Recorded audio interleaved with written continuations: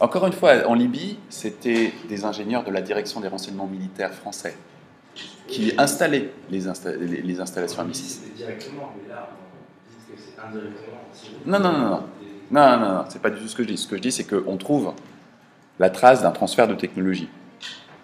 Et c'est suivi dans le Canard enchaîné. Si vous n'avez pas envie de lire Reflet tous les jours, ce que je peux comprendre, parce que c'est parfois un peu chiant, lisez le Canard enchaîné, parce que tous les 15 jours, 3 semaines, il y a une synthèse de Reflet dans le Canard qui explique, grosso modo, typiquement cette histoire-là de transfert de technologie entre l'Iran des Mollahs et Bachar el-Assad, qui, quand on connaît un peu la géostratégie de la région, qui est quand même rigolote, parce qu'il faut bien avoir de l'humour dans de telles situations, sinon c'est désespérant. C'est dans le Canard enchaîné d'il y a un mois.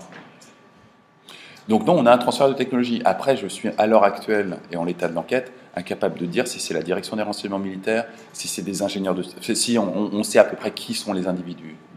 Parce que ces crétins mettent leur parcours professionnel sur LinkedIn et qu'on a des robots qui analysent les circuits et les transferts de compétences.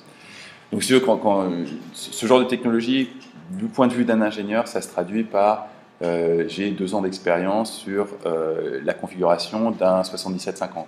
Donc un 7750 qui est un routeur, pour toi ça ne veut rien dire, mais très concrètement, si tu as 2 ans d'expérience dans un 7750, ça s'utilise qu'à une seule fois. 7750, c'est de faire du deep packet inspection et de l'interception de masse. Donc à partir de là, tu prends tout LinkedIn, tout Viadeo, tu prends tous les spécialistes du 7750 et tu regardes où est-ce qu'ils se déplacent d'un pays à l'autre sur leur CV. Et tu as tous ces transferts de technologie, et tu vois ces transferts de technologie, tu peux même faire des jolies cartes, hein, ça s'appelle du data journalisme, et tu fais des jolies cartes qui te permettent de voir comment ces flux de transfert de technologie et de savoir-faire se répandent. Et à côté de ça, si tu as déjà piloté une SS2I, ce qui est le cas de beaucoup des gens qui travaillent sur ces genres d'enquêtes, tu sais très bien qu'un transfert de technologie, c'est pas... Enfin, toi, si je prends un ingénieur qui est un top pro de telle techno et que je le mets à côté d'un Iranien pendant 6 mois, il ne va pas se passer grand-chose, si tu veux. Hein. Ça prend beaucoup plus de temps que ça, un transfert de technologie. Donc si ta technologie, elle te déplace en 6 mois, tu peux être à peu près certain que ce n'est pas l'Iranien qui a récupéré le savoir-faire du Français qui allait le déverser dans le pays d'à côté, qui est la Syrie. Hein. C'est le Français qui est allé avec. C'est évident. Parce que c'est des transferts de savoir-faire qui sont beaucoup plus lents que ça.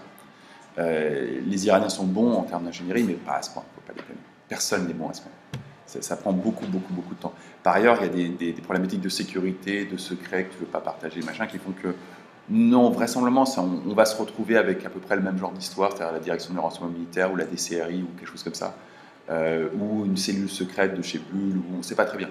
Mais non, c'est pas possible que ce savoir-faire ait été apporté aux Iraniens et qu'ensuite les Iraniens, indépendamment à l'insu de notre plein gré, aient transféré ce savoir-faire aux Syriens. C'est pas possible.